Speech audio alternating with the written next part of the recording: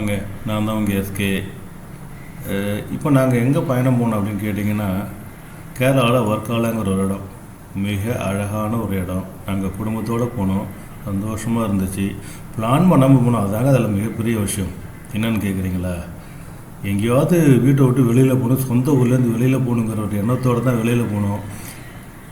எங்கேயோ நம்ம வண்டி ஓடிக்கிட்டே இருந்துச்சு.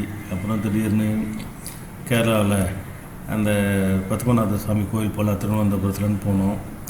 அங்கே 2 நாள் ஸ்டே பண்ணி பக்கத்தில் இருக்க சுற்றுலாத்தலம்லாம் பார்க்கலான்னு நினச்சோம். திடீர்னு மைண்டு சேஞ்ச் ஆகிடுச்சு. ஏன்னா அந்த கோயிலில் அவ்வளோ க்ரௌடு. வேர்த்து புழுங்கி ஒரு சாமி கும்பிடணுன்னா ஒரு மனநிலை ஒரு சுகமாக இருக்கணுமா இல்லையா? அது இல்லாத சூழ்நிலையில் சாமி கும்பிட்டு வந்த மாதிரி இருந்துச்சு. சரி, இன்றைக்கி அங்கே தங்க வேண்டாம், இனிமேல் அந்த ஊர்லேருந்து கேரளாவில் வேறு எதையாவது ஒரு டிஸ்ட்ரிக்ட் போகலாம் அப்படின்னு எடுத்த பிளான் தான் இந்த வர்க்காலா அப்படிங்கிற பிளான். ஃப்ரம் த பத்மநாத சுவாமி கோயிலில் இருந்துட்டு வர்க்காலா போகிறதுக்கு ஆல்மோஸ்ட் ஒரு 5 ஹவருங்க. அங்கேருந்து போனோம்.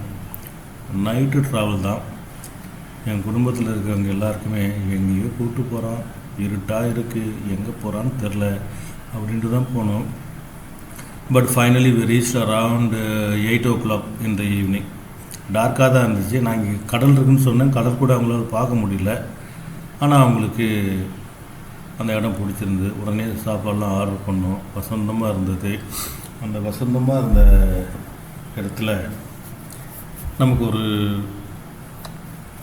இன்னும் 2 நாள் ஸ்டே பண்ணலாம் அப்படிங்கிற மாதிரி மனம் மாற்றம் வந்துச்சு. சரி, 2 நாள் ஸ்டே பண்ணலாம் அப்படின்னு சொல்லிட்டு தான் அங்கே போய் ஒரு ரூமை புக் பண்ணோம். பட் அன்ஃபார்ச்சுனேட்லி என்னாச்சுன்னு கேட்டிங்கன்னா, நாங்கள் முதல் நாள் இரவு அங்கே போகிறதுக்கு முன்னாடி நான் அவரை வந்து ஃபோனில் காண்டாக்ட் பண்ணி நான் வந்துட்டுருக்கேன், எனக்கு ரூம் தேவை அப்படின்னேன். அவர் எல்லாம் புக்டு, இங்கே ரூமே கிடையாது அப்படின்னு சொல்லிவிட்டு, அப்புறம் சரி வாங்க நான் உங்களுக்காக 2 ரூம் வச்சுருக்கேன், உங்களுக்கு வந்து அது என்ன கிளாசிக்கா அப்படின்னு சொன்னார். அது இல்லை, அது வந்து சி பேஸ்டு. அது நீங்கள் உங்கள் வெளியில் அந்த கதவை திறந்து வெளியில் வந்தீங்கன்னா கடலை தான் பார்க்க முடியும். வேறு அவர் கொடுக்குற பில்டிங்லாம் போய் பார்த்தீங்கன்னா அங்கே கடல் நேராக பார்க்க முடியாது.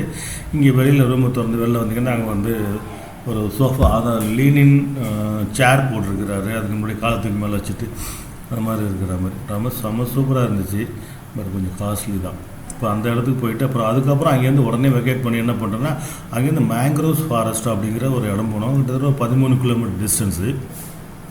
அங்கே போய் இந்த டே நம்ம என்ஜாய் பண்ணோம் அப்படின்ட்டு செஞ்ச விஷயத்தில் தான் இந்த வீடியோ நான் உங்களுக்கு வந்து இப்போ அப்லோட் பண்ணியிருக்கேன். Please subscribe, press the bell button and share to some of your relatives and friends.